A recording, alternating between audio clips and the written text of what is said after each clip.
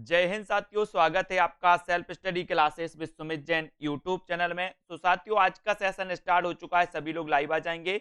Video को like भी करना है, वीडियो को शेयर भी करना है। जल्दी जल्दी से फटाफट से सभी लोग सबसे पहले तो लाइव आ जाएं और दोस्तों इस वीडियो को शेयर भी कर दें, ठीक है। और जिन भी साथियों ने दोस्तों अभी तक कोर्स को परचेस नहीं किया है वो कोर्स को परचेस कर लें, क्योंकि जो भी टीजीटी पीजीटी वाले साथी हैं हमारे, है ना, जो भी मास्टर कैडर वाले हैं या फिर ऐसे साथी हैं जो नेट एग्जाम की तैयारी कर रहे हैं या फिर H TET HP TET professor किसी भी एग्जाम की आप तैयारी कर रहे हैं और आपने अभी तक दोस्तों इस ऐप को डाउनलोड नहीं किया है, सेल्फ स्टडी क्लासेस ऐप को, तो इस ऐप को डाउनलोड जरूर कर लें। दोस्तों ये सेल्फ स्टडी क्लास जो ऐप है ये आपके लिए लाया है हिंदी साहित्य का जबरदस्त कोर्स, हिंदी साहित्य का ट्रिकी कोर्स, हिंदी साहित्य का विस्तृत कोर्स, ठीक है। तो जो भी साथी इस कोर्स को परचेस करना चाहते हैं, इस कोर्स से पढ़ना चाहते हैं और दोस्तों रटने की अपेक्षा समझना चाहते हैं, है ना, पढ़ने की अपेक्षा याद करना चाहते हैं, तो जल्दी से self study classes app download कर लें और हमें बता सकते हैं कॉल करके कि सर मुझे कोर्स परचेस करना है, मैं आपके कोर्स के साथ पढ़ना चाहता हूं। तो ये विस्तृत अध्ययन यहाँ पर आपको मिलने वाला है, ट्रिकी वीडियो आपको मिलने वाले हैं, नोट्स भी यहाँ पर आप पढ़ पाओगे, लाइव क्लास भी आपको मिलेगी, हर टॉपिक के बाद टेस्ट भी आपका करवाया जाएगा।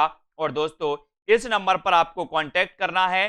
TGT PGT NET TET UK LT master cadre सभी एग्जामों के लिए दोस्तों ये एक रामबाण कोर्स आपके लिए लॉन्च किया है जो आपको कहीं मिलने वाला नहीं है, ठीक है। तो ये सीमित समय के लिए है। अब ये कोर्स दोस्तों सीमित सीटों के साथ सीमित समय के लिए आपके लिए बचा है, ठीक है। तो इसको आप ज्वाइन कर सकते हैं और दोस्तों ये कोर्स परचेस कर सकते हैं, ठीक है। तो कल दोस्तों हमने काव्य शास्त्र के कुछ महत्वपूर्ण प्रश्न थे, उन प्रश्नों को जाना। उन प्रश्नों में दोस्तों हमने क्या पढ़ा, उन प्रश्नों में हमने दोस्तों रीतियां भी पढ़ ली, शब्द शक्तियां भी पढ़ ली, है ना, शब्द शक्तियां भी पढ़ ली और दोस्तों वहां पर हमने जो प्रमुख संप्रदाय थे उनको भी पढ़ लिया, ठीक है। भारतीय काव्य शास्त्र से संबंधित जो आचार थे उन आचार्यों को भी देख लिया, है ना, रसवादी आचार हो, ध्वनिवादी आचार हो और दोस्तों है ना अलंकार संप्रदाय के प्रवर्तक हों, इन सभी को देख लिया है कल्पना जी, है ना। अब यहां पर दोस्तों हम रस के बारे में पढ़ेंगे और रस को रस समझकर पढ़ना, क्योंकि आप रस समझ के पढ़ोगे तो बहुत बढ़िया रहेगा, ठीक है। चलिए तो स्टार्ट करते हैं दोस्तों। दारसू जी, श्वेता जी, नितिन जी, ममता जी, यसरत्ती जी, सभी को धन्यवाद। सभी लोग वीडियो को शेयर कर दीजिए और स्टार्ट होता है आज का इस सेशन। रस सामग्री किस विकल्प में दी गई है? रस से तो सभी लोग समझते हैं, है ना, बोले सर मैंने गन्ना का रस बहुत पिया है ना, गन्ने का रस पिया है, मौसम्बी का रस भी आपने पिया है। आज इन सब रसों को अपन यहां पर देखेंगे, है ना, इन रसों को देखेंगे। एक ऐसा भी रस होता है, एक ऐसा भी रस होता है जो आपको आनंदित कर देता है ना। सभी रसों से हटके एक ऐसा रस होता है दोस्तों जो आपको आनंदित कर देता है ना, आपको मंत्रमुग्ध कर देता है। उस रस के बारे में आज हम पढ़ने वाले हैं। तो रस को रस बोले सर आज तो रस ही रस है और रस ही रस है, तो जल्दी से बता दो। हमने रस के बारे में पढ़ा है कि सर रस संप्रदाय के जो प्रवर्तक माने जाते हैं वो माने जाते हैं कौन? भरत मुनि। सबसे प्राचीन जो संप्रदाय माना जाता है वो माना जाता है रस संप्रदाय, है ना। और रस संप्रदाय के हमने 4 आचार देखे थे, भट्ट लोलट देखे थे, है ना, भट्ट नायक देखे थे दोस्तों, अभिनव गुप्त देखे थे। इन आचारों को हमने देखा था दोस्तों, ये आचार माने जाते हैं रसवादी आचार माने जाते हैं। सबसे प्राचीन रस भी माना, सबसे प्राचीन संप्रदाय भी माना जाता है। कौन सा माना जाता है? वो माना जाता है रस संप्रदाय, है ना। हेम इंग्लिश जी, रस सामग्री किस विकल्प में दी गई? तो बोले सर हमने रस के बारे में पढ़ा और रस के 4 अंग पढ़े। कितने अंग पढ़े अपन ने? रस के 4 अंग पढ़े। एक तो होता है इसका अंग विभाव, अनुभाव, संचारी भाव और स्थायी भाव। ये रस के 4 अंग होते हैं। अगर आपसे पूछा जाए कि रस के कितने अंग होते हैं तो आप बताओगे, क्या बताओगे? कि सर रस के 4 अंग होते हैं, क्योंकि आपने रस भी अभी तक 4 बार ही पिया है। किसने पिया 5 बार? बोले सर 4 बार ही पिया है और अब 5वीं बार नहीं पीना है। तो रस के अंग कितने हैं?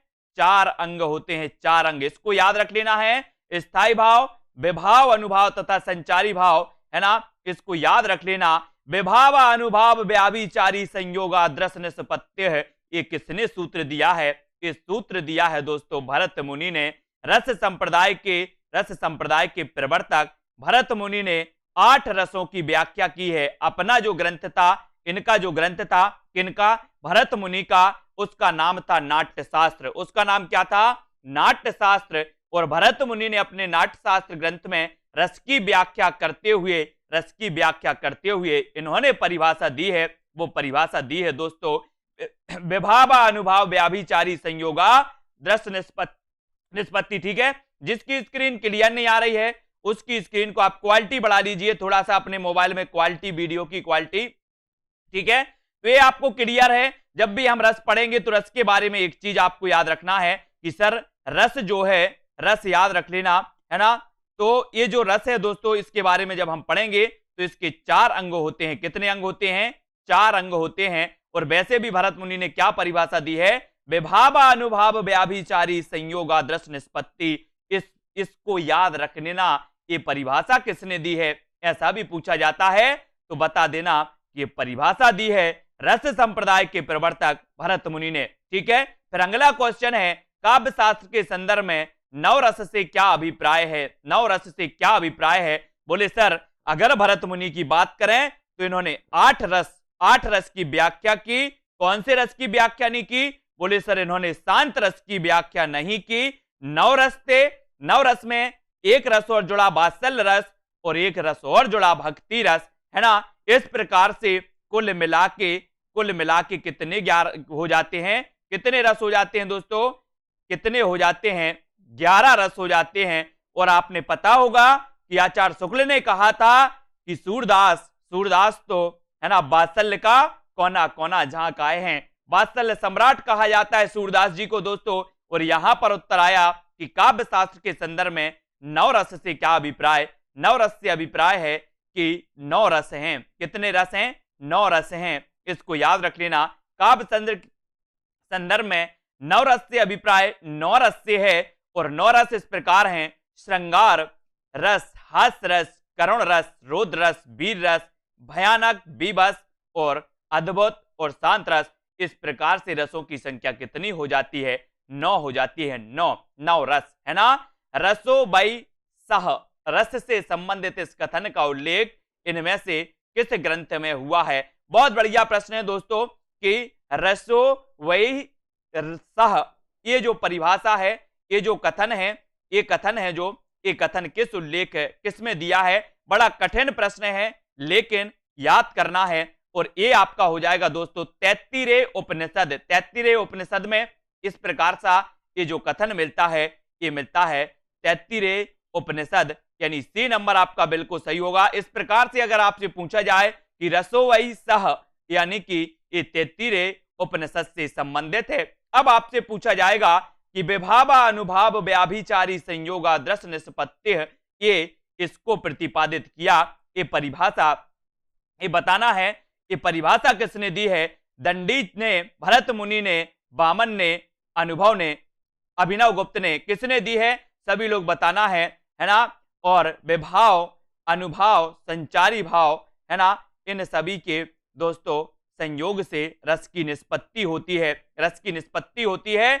अब आपको बताना है कि इस जो परिभाषा दी है, आपने बिल्कुल सही आंसर बताया कि सर ये परिभाषा दी है ना, रस संप्रदाय के प्रवर्तक भरत मुनि ने। भरत मुनि यानी बी नंबर आपका बिल्कुल सही हो जाएगा। बी नंबर जो आपने चयन किया है वो बिल्कुल सही हो जाएगा। बहुत बढ़िया, सभी लोग मस्ती से पढ़ो। नाट्यशास्त्र में भरत मुनि ने रस की व्याख्या करते हुए कहा कि विभाव अनुभाव संयोग आदर्श निष्पत्ति, अर्थात विभाव अनुभाव तथा व्यभिचारी भाव के संयोग से रस की निष्पत्ति होती है। इनको याद रखेंगे दोस्तों, इनको याद रख लेना है। इनके सूत्र से स्थायी भाव का उल्लेख नहीं मिलता। एक क्वेश्चन पूछा जाता है कि भरत मुनि के सूत्र में किसका उल्लेख नहीं मिलता?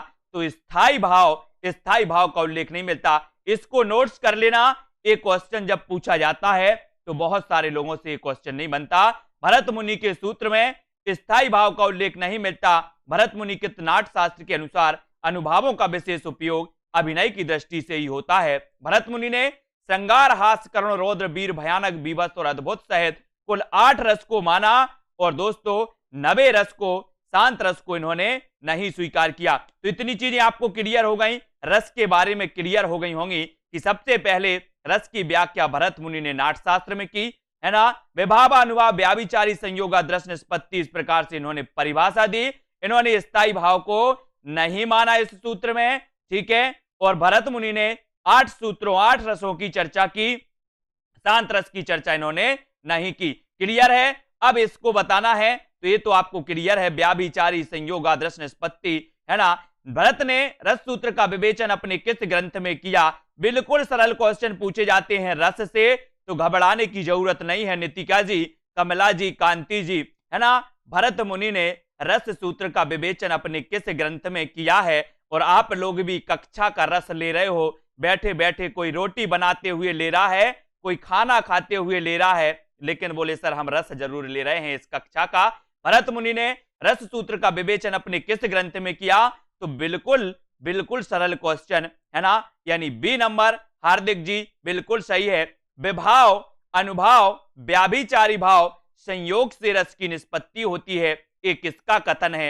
ये किसका कथन है? बोले सर अभी तो हमने पढ़ा है कि भरत मुनि ने जो सूत्र दिया है उसमें स्थायी भाव का जिक्र नहीं मिलता, स्थायी भाव नहीं मिलता, है ना।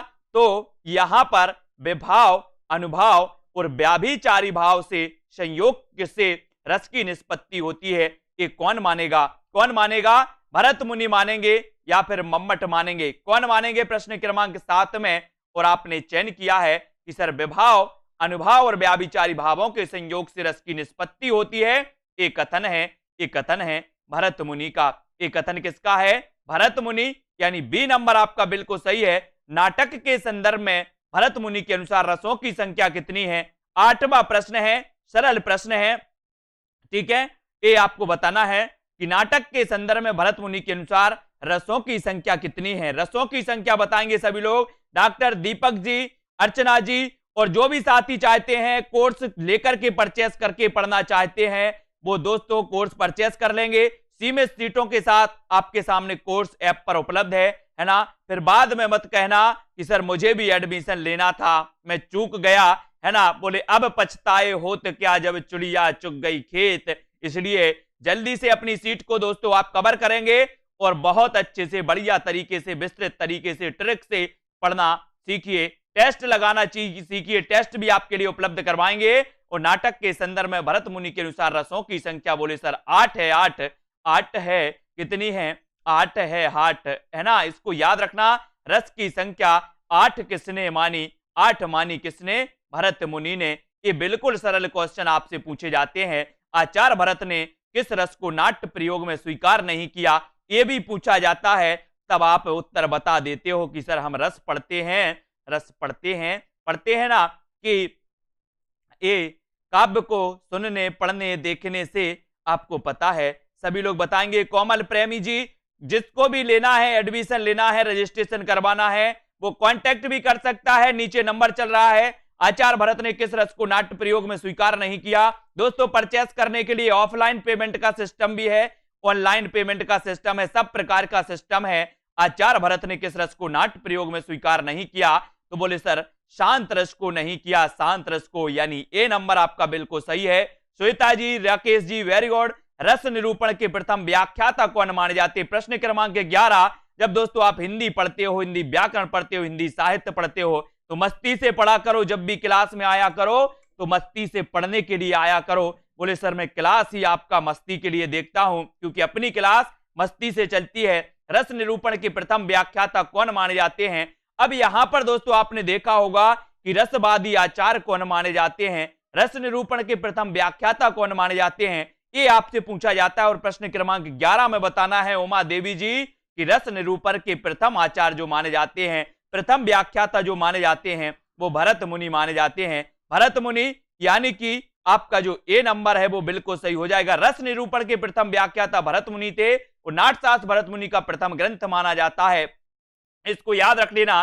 भट्ट, लोलट, संकुक भी हैं, और भट्ट नायक और अभिनव गुप्त। अब यहां से क्वेश्चन बनता है कि निम्न में से बताइए कौन सा रसवादी आचार्य नहीं है? तो याद रख लेना कि भट्ट लोल्लट रसवादी हैं, शंकोक रसवादी हैं, भट्ट नायक रसवादी हैं, अभिनव गुप्त रसवादी हैं। इनको याद रखना है। कैसे याद रखोगे? कैसे याद रखोगे? हाँ, ऐसे याद रखना है। विशेष रूप से जो भावों को प्रकट करते हैं उन्हें क्या कहते हैं? उन्हें क्या कहते हैं दोस्तों? विशेष रूप से भावों को प्रकट करते हैं उन्हें क्या कहते हैं? ये क्वेश्चन पूछा जाता है। विभाव, अनुभाव, संचारी भाव या फिर स्थायी भाव। भावों को जो प्रकट करते हैं वो क्या कहलाते हैं? इस वस्तु को देखकर आपके मन में भाव आ गए कि ये जो माचिस है ये कुछ भी कर सकती है। आपके अंदर बहुत सारे भाव आ गए होंगे, तो आपको बताना है कि विशेष रूप से जो भावों को प्रकट करते हैं उन्हें कहा जाता है क्या? विभाव कहा जाता है। विभाव यानी सी नंबर आपका बिल्कुल सही हो जाएगा। इन्हें क्या कहा जाता है? विभाव कहा जाता है। इसको याद रख लेना सभी लोग, विभाव कहा जाता है। ठीक है, अब यहां पर आते हैं कि विशेष रूप से जो भावों को प्रकट करते हैं उन्हें विभाव कहते हैं। विभाव रसानुभूति के कारण अथवा रसों को उदित करने वाली सामग्री विभाव कहलाती है। क्या कहलाती है? विभाव कहलाती है। ये आपको याद रख लेना। एक तो आलंबन विभाव और उद्दीपन विभाव। यहां आपको बहुत सारी चीजें समझने की जरूरत है। आरती सिंह जी, जिसको भी ये कोर्स परचेस करना है वो कांटेक्ट भी कर सकता है ना, नीचे नंबर भी चल रहा है। यहां से जब क्वेश्चन बनता है तब आपसे नहीं बनता। क्यों नहीं बनता? एक तो होता है आलंबन, एक होता है उद्दीपन। एक होता है आलंबन और एक होता है उद्दीपन। ठीक है, याद रख लेना दोस्तों। ये जो आलंबन है और उद्दीपन आपसे पूछा जाएगा कि विभाव के कितने भेद होते हैं। आप बताओगे विभाव के होते हैं 2 भेद, आलंबन और उद्दीपन। ठीक है ना, इसको याद रख लेना। और भावों को जो प्रकट करते हैं वो क्या कहलाते हैं दोस्तों? वो कहलाते हैं विभाव। विभाव को आपको याद रख लेना। ठीक है, इसको याद रखेंगे। भाव शांति, भाव संधि, भाव सबलता का संबंध भाव के किस भेद से है? बहुत बढ़िया है। भाव शांति, भाव संधि और भाव सबलता का संबंध जो है भाव के किस भेद से है? अब एक चीज बताना है ना, बोले सर भावों का संचार हो रहा है। संचार, भाव की सबलता, भाव की संधि, भाव शांति, है ना, तो ये क्या कहलाते हैं? बोले सर ये संचार कहलाता है। संचार, भाव शांति, भाव सबलता, भाव संधि, ये क्या कहलाते हैं? संचार। कोई भी चीज का संचार हो रहा है ना, तो ये संचारी भाव, यानी कि दोस्तों इनका संबंध होता है संचारी भाव से। किसका होता है? संचारी भाव, यानी डी नंबर आपका बिल्कुल सही हो जाएगा। D number. ये रसमस कोई बड़ी बात नहीं है। इन रसों को जब रस से आप पढ़ोगे, अच्छे से पढ़ोगे तो ये क्वेश्चन गलत नहीं होगा आपका, है ना। इनको थोड़ा सा अच्छे से पढ़ना है। आश्रय के चित्त में उत्पन्न होने वाले अस्थिर मनोविकारों को संचारी भाव कहते हैं। संचारी भाव कहते हैं। अस्थिर मनोविकारों को क्या कहते हैं?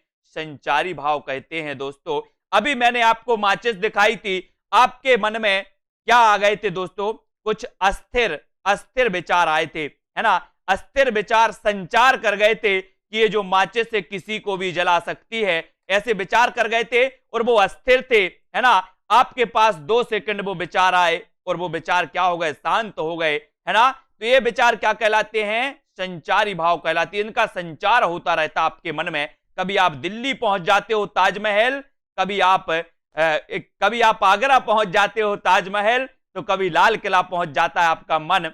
ये संचार होते रहते हैं। रस्सी से भयभीत व्यक्ति के मन में उत्पन्न चिंता, शंका, जड़ता, उन्माद आदि भाव संचारी भाव हैं। संचारी भाव पानी के बुलबुलों की भांति बनते हैं और बिगड़ते हैं। अतः स्पष्ट है कि भाव शांति, भाव संधि और भाव सबलता का संबंध किससे है? संचारी भाव से है। पल में शांति, पल में सबलता, पल में संधि। इस प्रकार से वाणी और अंगों के अभिनय द्वारा जिनसे प्रकट हो वे क्या हैं दोस्तों? वाणी और अंगों के अभिनय द्वारा, वाणी और अंगों के अभिनय द्वारा जिनसे प्रकट हो वो हो वे क्या हैं? वाणी के द्वारा, अंगों के द्वारा, इनसे अगर आपके अंदर दोस्तों कुछ भाव प्रकट हो रहे हैं वो क्या कहलाते हैं?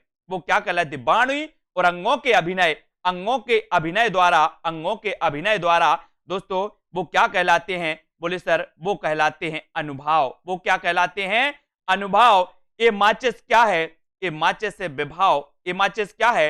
विभाव। ए माचिस विभाव है, इसको समझ लेना, ठीक है। अब इस माचिस के को देख करके आपके अंदर जो भाव उत्पन्न हो रहे हैं वो क्या है? अनुभाव है। वो क्या है? अनुभाव है, ठीक है। और वो भाव आपके संचार कर रहे हैं दोस्तों, तो वो संचारी भाव है ना। संचारी भाव कई प्रकार के होते हैं, आपने देखे हैं कि 33 प्रकार के संचारी भाव और एक छल नामक 34वां संचारी भाव माना है, ठीक है। एक आपके अंदर भाव आया कि ये जो माचिस से अनिष्ट कर सकती है ना। एक रस्सी को देखकर आपके मन में बहुत सारे भावों का संचार हो जाता है ना। तो इस प्रकार से संचारी भाव की संख्या 33। 34वां संचारी भाव छल नामक संचारी भाव मान लिया किसने? देव कवि ने। देव कवि ने, याद रख लेना दोस्तों। और इनका एक लक्षण ग्रंथ है, कौन सा है? शब्द रसायन। शब्द रसायन इनका एक लक्षण ग्रंथ माना जाता है देव का। और वाणी और अंगों के अभिनय द्वारा जिनसे प्रकट हो वो कहलाते हैं अनुभाव, है ना। इसको याद रख लेना, वाणी और अंगों के अभिनय द्वारा जिनसे प्रकट हो भी अनुभाव हैं। मानव मन में स्थायी भाव के जागृत होने पर कुछ शारीरिक चेष्टाएं भी उत्पन्न होती हैं जिन्हें अनुभाव कहते हैं। जैसे सांप को देखकर व्यक्ति चिल्लाने या भागने लगता है, उसकी यह शारीरिक चेष्टा अनुभाव कहलाती है। इस प्रकार से याद रख लेना, अनुभावों के भेद के विषय में आचार्यों में मतभेद हैं। भारत ने अनुभावों के 3 भेद वाचिक, आंगिक और सात्विक, भरत मुनि ने जो है वाचिक, आंगिक और सात्विक इस प्रकार से माने जाते हैं दोस्तों। इसको याद रखेंगे, ठीक है। इसको याद रख लेना है, क्या रखना है? वाचिक, आंगिक और सात्विक, ये 3 भेद माने हैं अनुभावों के। किसने? भरत मुनि ने। बोले वाचिक भी होते हैं, आंगिक भी होते हैं और सात्विक भी होते हैं। इनको याद रख लेना, है ना। इनको सभी को याद रखना है, ये पूछे जाते हैं। फिर यहां अगला क्वेश्चन है, रोमांच किस तरह का अनुभाव है? रोमांच किस तरह का अनुभाव है?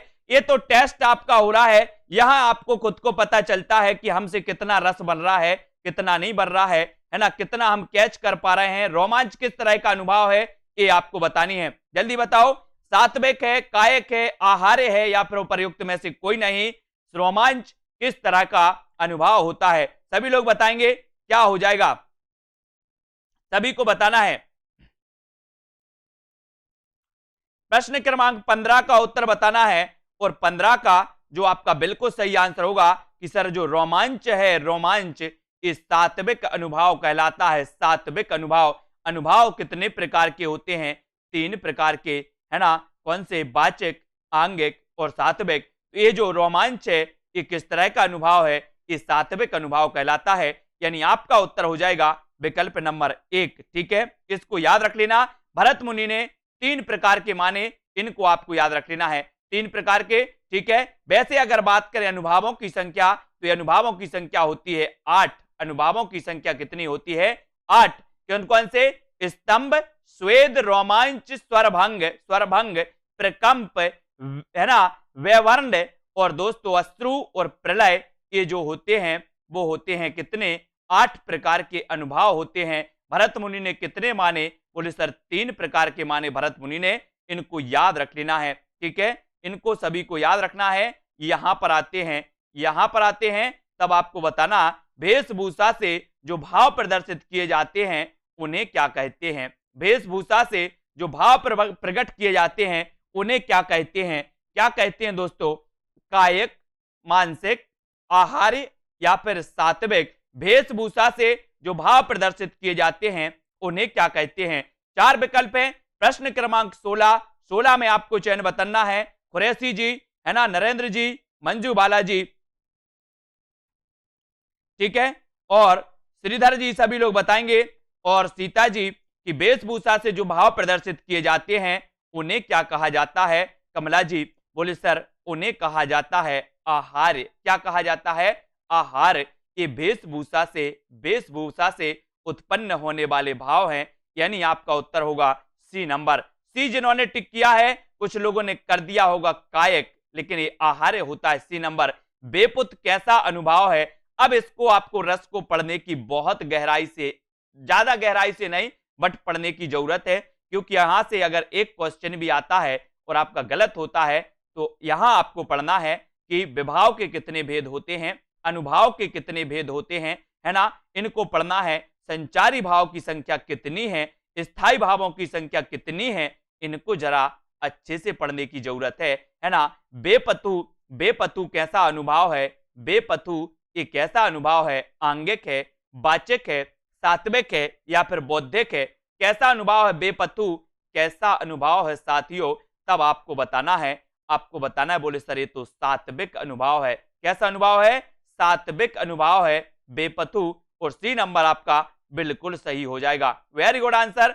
आलंबन और उद्दीपन विभावों के कारण उत्पन्न भावों को बाहर प्रकाशित करने वाले जो कार्य हैं वो क्या कहलाते हैं। आलंबन, उद्दीपन ये विभाव के दो भेद हैं, है ना, के कारण उत्पन्न भावों को प्रकाशित करने वाले जो कार्य हैं वो कार्य क्या कहलाते हैं। हेमलता जी, खुशबू जी, क्या कहलाते हैं, विभाव, अनुभाव, स्थायी भाव या फिर संचारी भाव। सभी लोग इसको चयन करेंगे। राधिका जी बोले सर हमने अभी तक विभाव के दो भेद पढ़े थे, आलंबन और उद्दीपन, इनके कारण जो उत्पन्न भाव होते हैं अनुभाव कहलाते हैं। अनुभावों की संख्या 8 है। भरत मुनि ने अनुभावों की संख्या 3 मानी। ये भी याद रखना अनुभावों के कितने भेद होते हैं दोस्तों, तो यहां पर अनुभावों के जो भेद हैं वो होते हैं 8, लेकिन अगर दोस्तों यहां पर 3 दिया है तो बोले सर भरत मुनि के अनुसार 3 होते हैं। वैसे कितने होते हैं, 8 होते हैं। इनको याद रख लेना, है ना, सभी लोग याद रखेंगे दोस्तों। और अनुभाव के दो भेद होते हैं तो कौन कौन से हैं, अनुभाव के दो भेद हैं तो कौन से हैं, सात्विक और वाचिक, कायिक और सात्विक। तो सभी लोग बताएंगे दोस्तों।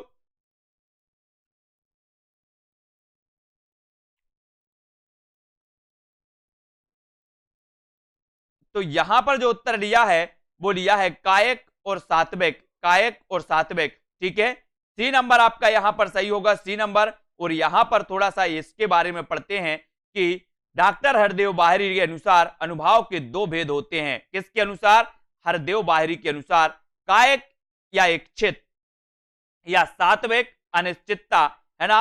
इच्छित अनुभाव को साधारण अनुभाव भी कहते हैं। तो डॉक्टर हरदेव बाहरी ने दो भेद माने हैं। कितने माने हैं, दो भेद माने हैं। कौन कौन से माने हैं, एक तो कायिक माना है और एक सात्विक माना है। अब हमने दोस्तों अनुभाव के बारे में 3 प्रकार से पढ़ लिया। भरत मुनि ने अनुभावों की संख्या 3, डॉक्टर हरदेव बाहरी ने अनुभावों की संख्या 2, ठीक है। और दोस्तों जो होते हैं अनुभाव वो कितने होते हैं, 8, है ना। ज्यों ज्यों पटु, है ना, ज्यों ज्यों पटु झटकती हटती हसत नचावती नैन, त्यों त्यों निपट उदारहूं फगुबा देत बनेना। तो इसको बताना है इस पंक्ति में कौन सा अनुभाव है। ज्यों ज्यों पटु झटकती हटती हसत नचावती नैन, त्यों त्यों निपट उदारहूं फगुबा देत बनेना। तो आपको बताना है 21 में कौन सा अनुभाव है, कौन सा अनुभाव है, सभी लोग बताएंगे। 21 का आंसर बताना है। उत्तर क्या हो जाएगा, देखो भरत मुनि ने कितने माने, 3, भरत मुनि ने 3, याद रख लेना, ठीक है। और दोस्तों भरत मुनि ने कितने माने, 3 माने। और वैसे कितने प्रकार के होते हैं, 8 प्रकार के होते हैं, इसको याद रख लेना, ठीक है। और हरदेव बाहरी ने माने कितने, 2 प्रकार के, इनको याद रखेंगे, ठीक है। यहां पर आओ, ज्यों ज्यों पटु झटकती हटती हसती नचावत नैन, हसती नचावत नैन, इनको देखो इसमें कौन सा अनुभाव है, सभी लोग याद रखेंगे। क्या कंफ्यूज हो रहा है आप लोगों को, क्या कंफ्यूज हो रहा बताओ जरा, कंफ्यूज कहां हो रहे आप लोग।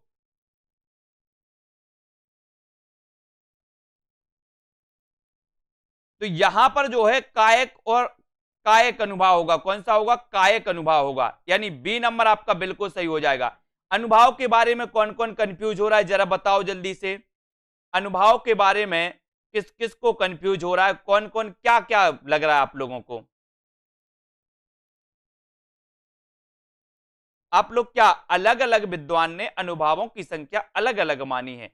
यहां पर दिया है कि हरदेव बाहरी ने अनुभावों की संख्या 2 मानी है।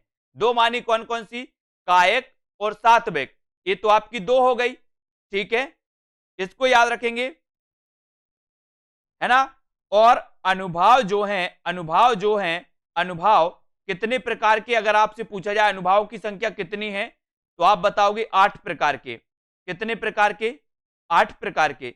भरत मुनि ने अनुभावों की संख्या कितनी मानी? 3 मानी। अब आपको क्या कंफ्यूजन हो रहा है? क्या कंफ्यूजन हो रहा है इसमें, है ना। जिसने नहीं पढ़ा है उनसे नहीं बनेगा, पढ़ना पड़ेगा पहले, ठीक है। यहां पर देखो प्रस्तुत पंक्तियों में पट, वस्त्र का झटकना, हंसना अथवा आंखों का नचाना यह इंगित करता है कि यह सारी क्रिया शरीर के अंगों द्वारा हो रही है, अतः यह क्या है? कायिक अनुभाव है, कायिक अनुभाव, ठीक है।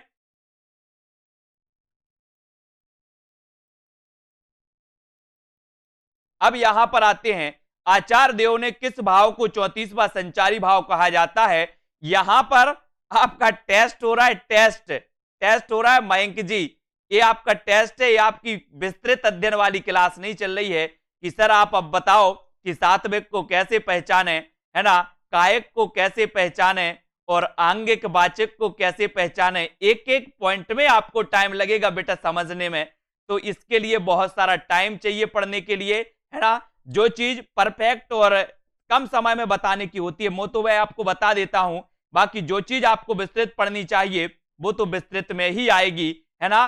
तो इसलिए थोड़ा सा आपको देखना है। तो यहां पर देखो कि आचार्य देव कवि ने किस भाव को 34वां संचारी भाव माना है? तो ये संचारी भाव माना है छल को। किसने माना है? छल को माना, यानी ए नंबर आपका बिल्कुल सही हो जाएगा, ए नंबर। आश्रय के हृदय में उत्पन्न होने वाले अस्थिर मनोविकारों को संचारी भाव कहते हैं, है ना। इसको याद रख लेना।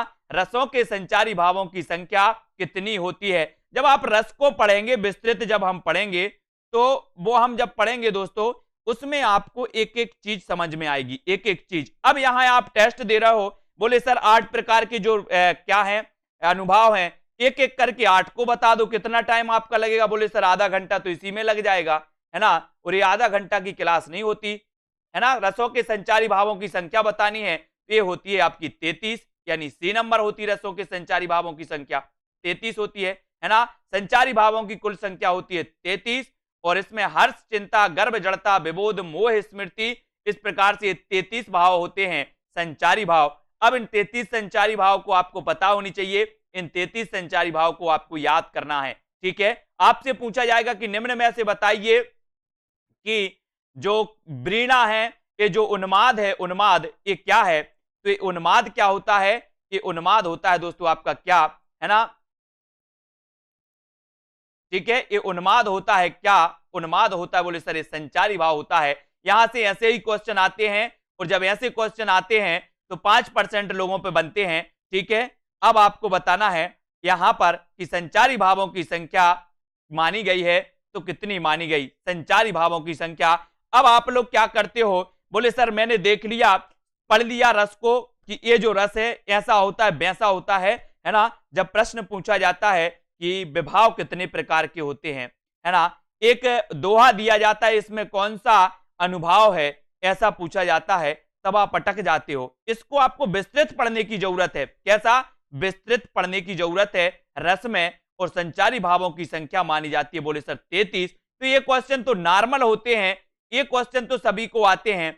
आपको वो सीखना है जो किसी को नहीं आता, है ना, वो सीखना है जो कोई पढ़ता नहीं है। ऊपर ऊपर आपने रस को देख लिया, है ना, कि ये रस 9 प्रकार के होते हैं सर, 9 प्रकार के होते हैं, इनके स्थायी भाव ये हैं, है ना।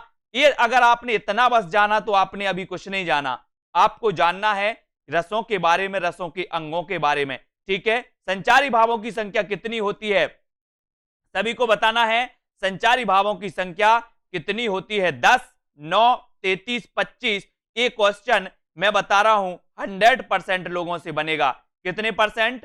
100% लोगों से ये क्वेश्चन बनेगा। ये क्वेश्चन तो सब जानते हैं। क्या जानते हैं? सब लोग। आपको वो पढ़ना है जो कम लोग पढ़ते हैं, है ना, जो कम लोग जानते हैं। आपका कट ऑफ वहीं से बनता है। कहां से? जो कम पढ़ते हैं, कम लोग जानते हैं। कठिनता जब आती है तब छोड़ के भाग जाते लोग। मैंने क्लास में देखा है कि जब कोई चीज डीपली पढ़ाई जाती है तो तो लोग छोड़ के भागते हैं। जब लोगों को ऊपर ऊपर पढ़ाया जाता है, जिसमें उनको मजा आता है, वो ही पढ़ना चाहते हैं लोग, है ना, जिसमें उनको मजा आता है।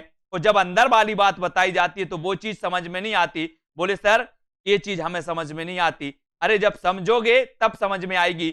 इसलिए थोड़ी सी आदत डालो डीपली पढ़ने का, है ना। अपस्मार क्या है? ये अपस्मार अब आपसे पूछा गया कि ये क्या है, अब आप बताओ।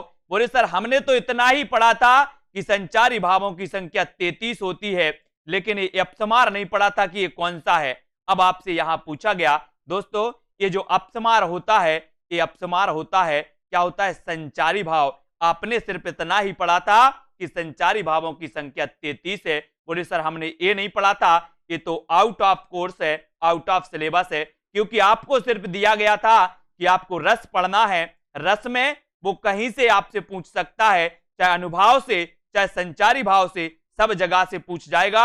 इसलिए थोड़ा सा पढ़ो, और पढ़ने में अगर इंटरेस्ट है तो डीपली भी पढ़ना सीखो, है ना। डीपली क्वेश्चन आए तो भाग जाते हैं। ये तो आपसे बन जाएगा कि श्रृंगार रस का स्थायी भाव क्या है, अद्भुत है, अद्भुत का क्या है, शांत का क्या है, वीर का क्या है। इस क्वेश्चन को 100% लोग सही करेंगे, है ना। और आपको सिर्फ मजा आता है इन क्वेश्चन को पढ़ने में।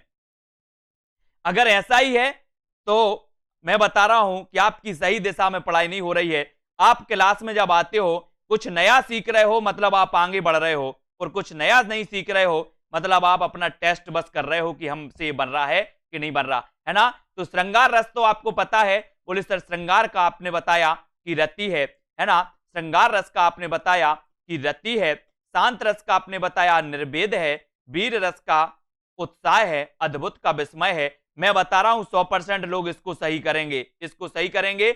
और इस 100% में अगर अलग आपको आना है, कुछ हटके आपको करना है, तो कुछ हटके करना होगा, क्योंकि ये क्वेश्चन तो सबसे बनेगा, कोई भी क्वेश्चन गलत नहीं करेगा, है ना। यहां पर आपको स्थायी भाव बताना है, अद्भुत, अद्भुत बताना है। सभी लोग बताएंगे कि वीर, रौद्र या करुण, इसका स्थायी भाव क्या है? सभी लोग बताएंगे। अद्भुत, वीर, रौद्र या करुण, इसका स्थायी भाव क्या है? तो इसका स्थायी भाव आपका हो जाएगा, बोले सर वीर का आपने बताया था कि उत्साह है, ठीक है। आपसे एक जो उत्तर हो जाएगा, ठीक है। रौद्र, रौद्र में क्या होता है? क्रोध आ जाता है ना। अद्भुत में क्या होता है? विस्मय होता है। करुण में क्या होता है? शोक होता है, शोक। यानी कि ये तो आपसे बन गए, है ना। बन गए तो ठीक है। और यहां पर बताना है कि निम्न में से बताइए किस विकल्प में स्थायी भाव दिए हैं। तो 9 जो स्थायी भाव होते हैं, 9 जो स्थायी भाव होते हैं, 9 जो स्थायी भाव होते हैं, वो तो सभी पे बनते हैं, ठीक है। सभी से बनते हैं, ये तो सभी लोगों को बताना है,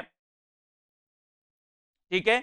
9 जो स्थायी भाव होते हैं वो तो सभी पे बनते हैं कि सर कौन कौन से हैं, कौन कौन से हैं। कूट मत देखो, यहां पर स्थायी भाव तो आपको पता है कि सर कौन कौन से हैं, जल्दी से बताओ। निर्वेद, आलस, गिलानी, चिंता, ये है क्या? रति, शोक, उत्साह, भय।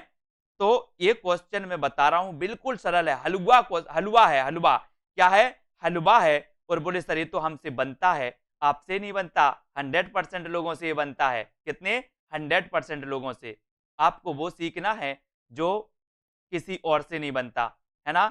ऐसा सीखना है साथियों। ये तो 100% लोग बताएंगे। आपका कट ऑफ कहां जाएगा? बोले सर मैं तो सही करके आया था, मेरा कट ऑफ नहीं आया, मेरा नंबर नहीं आया। अरे आपने वो पढ़ा ही नहीं जो अन्य से नहीं बनता, है ना। ये तो सब लोग पढ़ देते हैं। तो कि कौन सा स्थायी भाव नहीं है? तो स्थायी भाव तो लगभग सभी को पता है, ठीक है। सभी को पता है कि 30 का आंसर। अब इसमें आपको बताना है दारसू, एस किरण, वीरेंद्र जी, है ना, तनुजा जी, नायब अंसारी जी, ये आपको बताना है। मैंने अनुभाव की बात की, सभी चकरा गए। मैंने संचारी भाव की बात की, सभी चकरा गए। क्योंकि ये कितने लोग, कितने परसेंट लोग पढ़ते हैं? 5% लोग। 5% लोग जो पढ़ते हैं उन्हीं का सिलेक्शन होता है, उन्हीं का सिलेक्शन होता है। आपने तो स्थायी भाव बस पढ़े थे, स्थायी भाव बस पढ़े थे, है ना, वो पढ़े थे। और जिन्होंने वो पढ़ा है उन्हीं का सिलेक्शन होता है। क्योंकि दोस्तों आपको पढ़ने की जरूरत है। और कौन सा स्थायी भाव नहीं है? तो निर्वेद है, जुगुप्सा है, हास है, विषाद नहीं है, विषाद नहीं है। यानी ए नंबर आपका सही होगा। विषाद किसी भी रस का स्थायी भाव नहीं होता। जुगुप्सा, बीभत्स रस, निर्वेद, शांत रस, ये तो सभी के होते हैं। किसी किसी को तो ये रस के स्थायी भाव पता नहीं होंगे, तो क्या करोगे आप? क्या करोगे? क्या करोगे? मैं बता रहा हूं कि जब आप रस को पढ़ते हैं, रस को पढ़ते हैं, तो रस को पढ़ने में आपको रस के अंग पढ़ना है। रस के अंगों को और अन्य कितने भागों में बांटा गया वो चीज आपको पढ़नी है। ठीक है, कि रस के जो अंग हैं इनको कैसे पहचाने, उनका अर्थ क्या होता है, वो चीज आपको पता होनी चाहिए। जब वो चीज आप समझ जाते हैं तब दोस्तों आप रस को पहचान पाएंगे। आपने तो देख लिया सर, बड़ी ही अच्छी ट्रिक थी, मैंने ट्रिक देख ली कि रस को कैसे पहचानना है, वो तो आपने पहचान लिया। लेकिन अटक कहां जाते हैं? अटक जाते हैं जब जब आपको दोस्तों अनुभव पूछ लिया जाए, विभाव पूछ लिया जाए, तब अटक जाते हो आप लोग।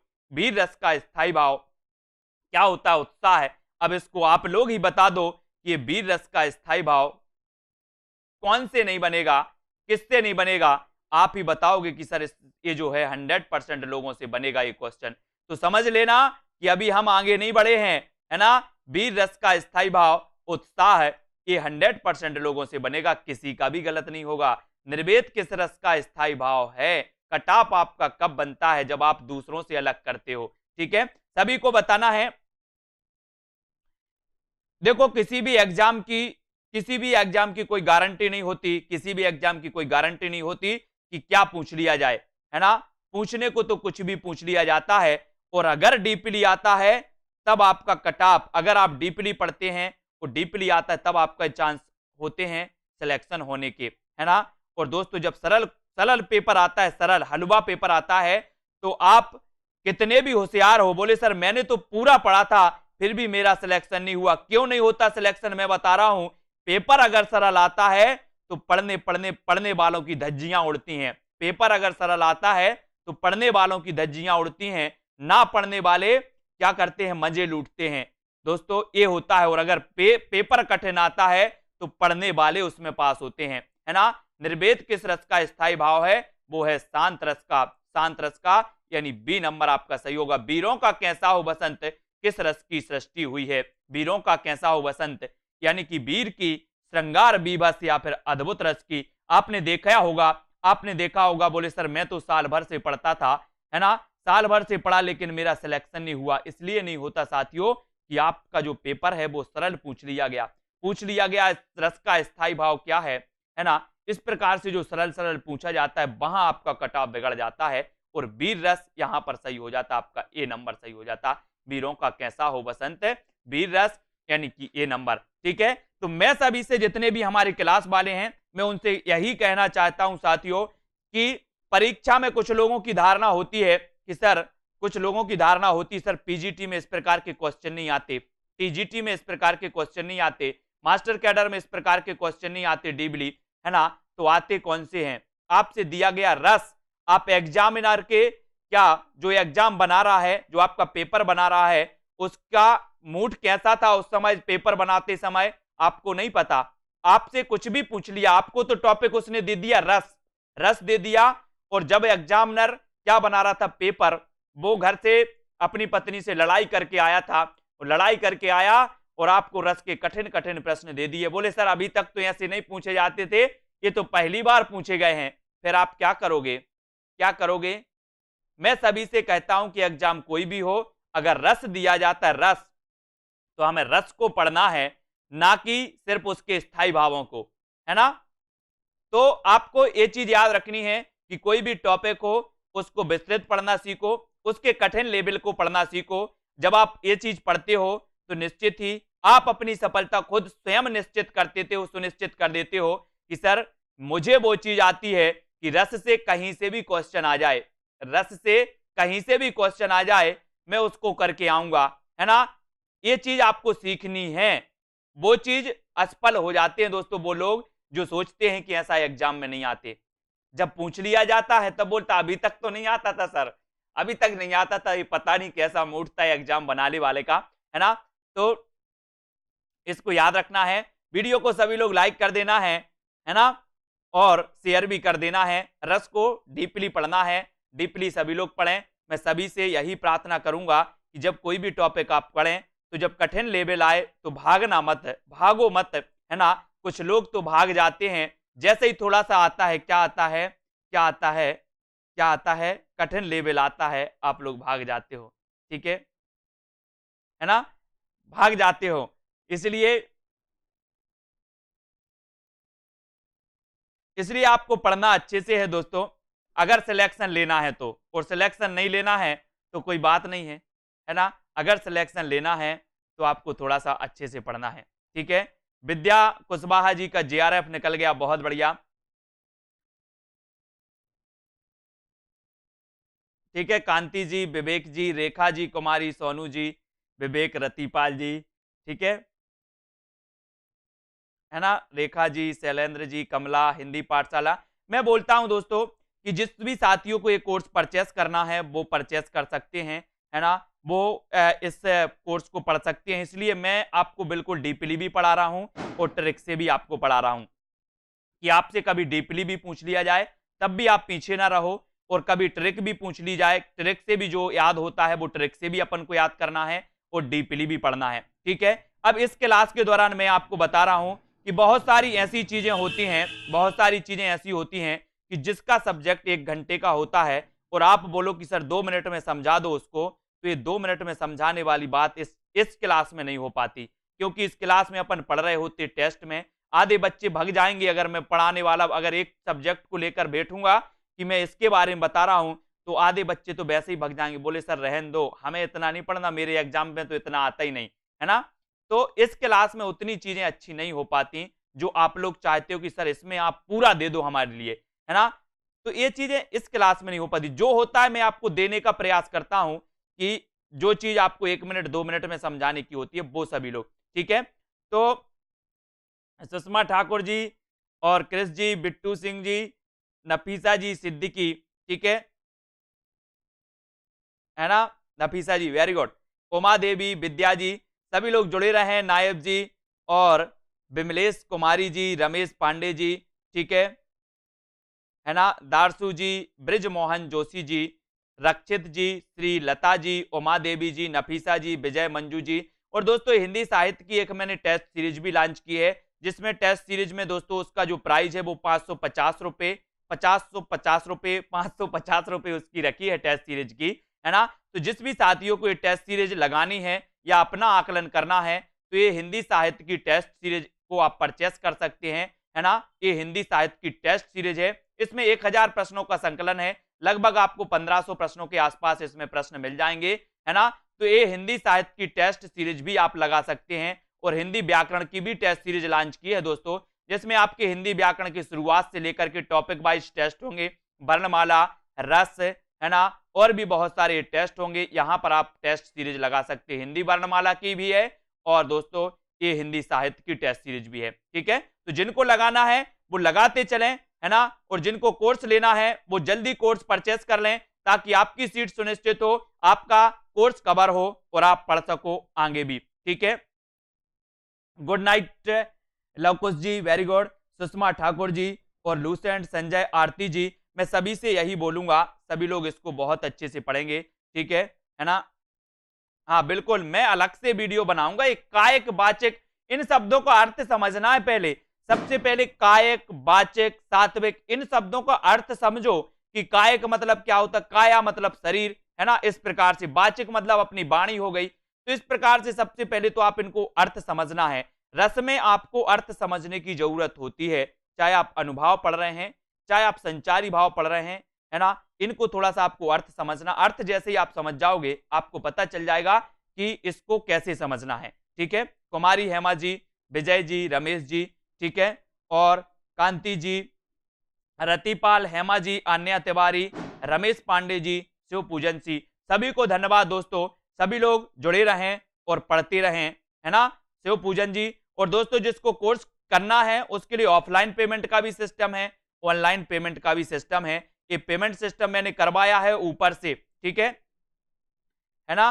तो यस, रत्ती जी, दारसू जी, सभी को धन्यवाद दोस्तों, सभी लोग वीडियो को लाइक करें, है ना। मैं तो आप लोगों के लिए पढ़ाता रहता हूं, वैसे मैंने 12वीं में 2 बार फेल हुआ था और तीसरी बार पास हो पाया, बाकी आप लोगों को जो कुछ बनता है देता रहता हूं। ठीक है, नायब जी, कुमारी जी, बिट्टू और राम जी, बिरजी, बिमलेश जी, मंजुला जी, सुनीता जी, सोनू सिंह जी, ममता, स्टडी विथ निशा जी, दया, नीतू जी, सोलंकी, दिनेश जी, रतिपाल जी, सभी लोग वीडियो को लाइक जरूर करेंगे, है ना।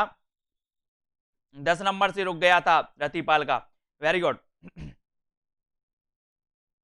मंजुला जी, प्रियंका जी, ठीक है, दीपा अंसल जी, रचना जी, अंजू जोशी, दारसू, बिमलेश जी, ठीक है,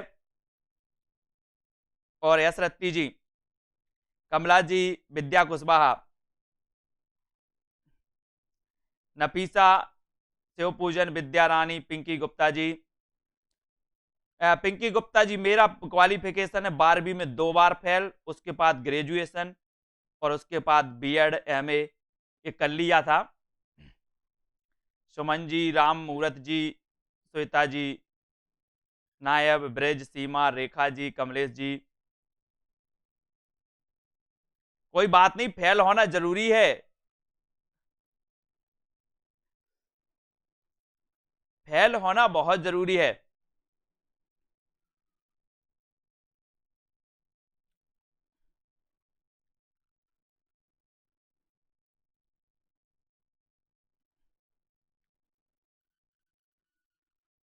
ठीक है, अन्या जी, आरती जी, आरती जी आप जो संपर्क कर लेना आप मोबाइल नंबर से व्हाट्सएप पर, ठीक है, तनुजा, ठीक है। तो सभी को धन्यवाद साथियों, पढ़ते रहें और बढ़ते रहें, ठीक है। आज के वीडियो के लिए बस धन्यवाद, ठीक है, जय